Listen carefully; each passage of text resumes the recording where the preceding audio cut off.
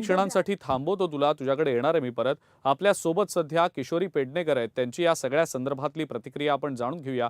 किशोरीताई, आपलं स्वागत लोकशाही मराठीमध्ये. कंत्राटदार जे आहेत म्हाडाचे, ते ज्या भिंती जुन्यानं उभारल्या गेलेल्या आहेत त्याच भिंतींमध्ये पुन्हा सिमेंट भरून त्याची डागडुजी करून त्या नवीन दाखवण्याचा घाट घातला जात असल्याचा प्रकार लोकशाही मराठीच्या कॅमेऱ्यात उघड झालेला आहे.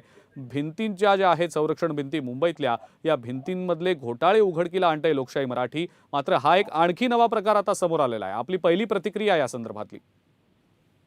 आपण सांगे लोकांना सांगे ब्रह्मज्ञान, आपण राही कोरडे पाषाण. दुसऱ्यांचे वाकून वाकून न झालेले घोटाळे बघायचे आणि बदनामी करून सोडायचं आणि हे मात्र झाकून ठेवायचे. आज तुमच्या लोकशाहीच्या माध्यमातून का होईना आज जनतेला कळतंय, गेल्या 3 वर्षामध्ये महानगरपालिकेच्या 51,000 करोडची ती 81,000 करोडवर आणून ठेवले आणि मुंबईत पाहायला गेलं तर काम काय. हाच भ्रष्टाचाराच्या नावाने कायम आमचे आमदार युवा नेते आदित्य ठाकरे साहेब हे कायम दाखवत आलेले आहेत. मग तो रस्त्याचा घोटाळा असेल, स्ट्रीट फर्निचरचा घोटाळा असेल, सगळे. पण सगळं आपलं ठेवायचं झाकून आणि दुसऱ्यांचा न झालेलं बघायचं वाकून. ही असलेल्या सरकारला आता सवय लागलेली आहे.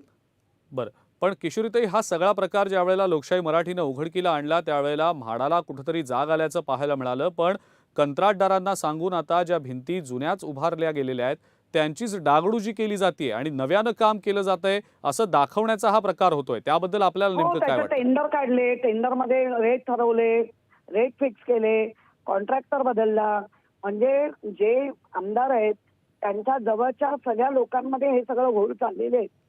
आणि मग जर तुम्ही जुन्या डागडुजी वेगळं आणि नवीन बांधकाम करणं वेगळं. हो, त्यामुळे हे आपल्यासारख्या जागृत चॅनलनी दाखवल्याबद्दल धन्यवाद.